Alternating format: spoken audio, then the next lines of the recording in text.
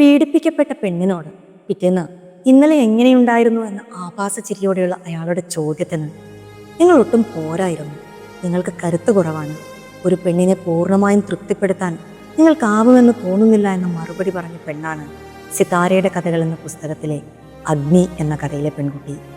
ചുറ്റുപാടുകളെ പൊള്ളിക്കുന്ന പെണ്ണത്തത്തിൻ്റെ കഥകൾ സിതാര പറഞ്ഞു തുടങ്ങിയത് ഇന്നോ ഇന്നലെയോ അല്ല.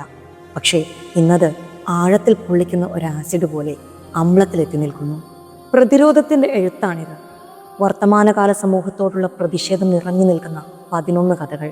ഭാഷ കൊണ്ടും ആവിഷ്കാര രീതി കൊണ്ടും പ്രമേയത്തിൻ്റെ സവിശേഷത കൊണ്ടും വായനക്കാരനെ അത്ഭുതപ്പെടുത്തുന്ന എഴുത്താണ് സിതാരയുടേത്.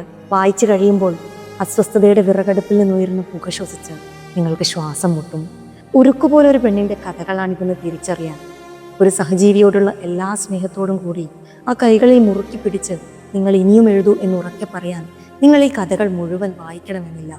അതിന് ആമുഖം തന്നെ ധാരാളം. നോവിൻ്റെ, നിലനിൽപ്പിൻ്റെ, പ്രതിരോധത്തിൻ്റെ, പകയുടെ, പ്രണയത്തിൻ്റെ, പെണ്ണിൻ്റെ കഥകളാണ് DC ബുക്സ് പ്രസിദ്ധീകരിച്ച സിതാരയുടെ അമ്ലം.